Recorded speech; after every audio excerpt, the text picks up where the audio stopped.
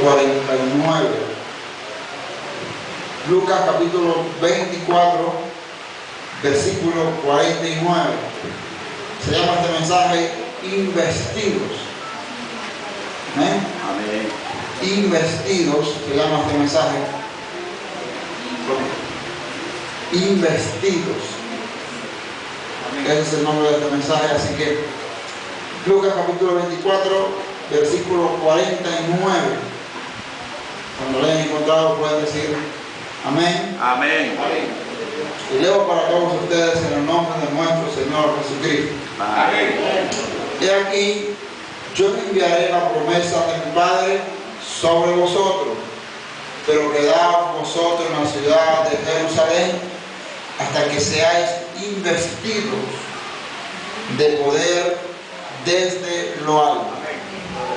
Pero quedaos en Jerusalén, en la ciudad de Jerusalén, hasta que seáis investidos de poder desde lo alto. Amén. Que el Señor añada bendición a su palabra. Y comenzamos, así que pónganse muy cómodos. Me regala por favor unos minutos para compartir este mensaje. Y este mismo episodio de Lucas 24 lo encontramos también en el capítulo 1 del libro de Hechos. Y justamente cuando Jesús está dando las últimas instrucciones a sus apóstoles, a los escogidos de él, estaba conversando un tema muy serio y les hablaba acerca de los asuntos del reino de los cielos.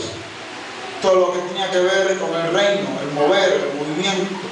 Y la Biblia relata que después de haberse presentado a los discípulos, después de haber resucitado con pruebas indudables, con las heridas de sus manos y su costado, demostrando que el Padre lo había resucitado, y no solo con eso, sino que duró 40 días enseñando a sus discípulos acerca de los asuntos del reino de Dios. Y justamente en ese lugar quiero hablar de algo importante. Hay algo muy curioso en esta historia, es que Jesús se encontraba en el monte de los Olivos conversando con sus discípulos.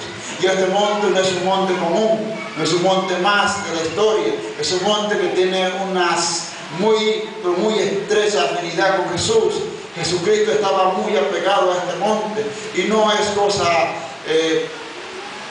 normal o sencilla de ver por qué razón Jesús estaba tan arriesgado y enamorado y visitaba constantemente este monte. Este monte era el que Jesús usaba para orar.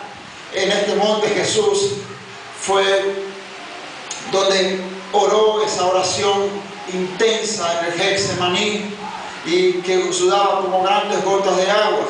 Jesús vivió momentos extraordinarios en este monte. No fueron cosas tan sencillas las que Jesús vivió, fueron cosas importantes que Jesús pudo experimentar en este monte. Pero ¿qué tiene de especial este monte? Este es el lugar del aceite, se llama también. Significa un lugar del aceite. También tiene otro significado, que es el lugar de la unción. Es el lugar del ungimiento, es el lugar del apartamiento, es un lugar que tiene algo muy importante.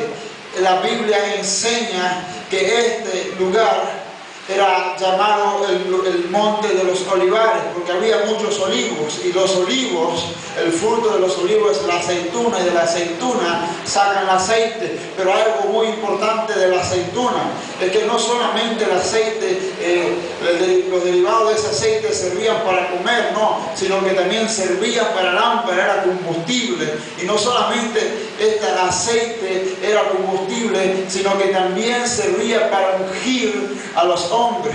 Entonces este monte tiene un significado muy importante para Jesús, y por esta razón Jesús constantemente iba a orar a este monte, porque era el monte de la unción, era el monte donde él podía sentirse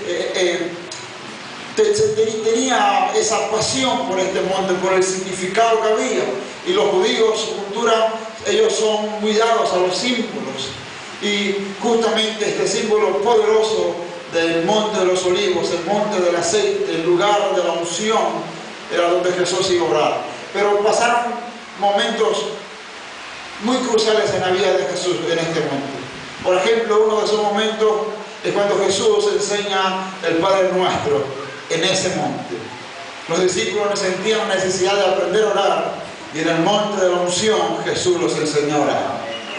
En ese monte no solamente Jesús enseñó a orar a los discípulos, en ese monte Jesús también lloró, orando intensamente por la ciudad de Jerusalén. Y no solamente Jesús lloró en ese monte por la ciudad de Jerusalén, en ese monte también Jesús fue traicionado y entregado por uno de sus discípulos. Hubo un momento muy importante en la vida de Jesús en este monte. Y no solamente esto, Jesús también en ese monte dio mandamientos a los apóstoles y volvió a recordar la promesa del Padre a sus apóstoles. ¿Y cuál era esa gran promesa? La presencia del Espíritu Santo sobre la vida de los apóstoles.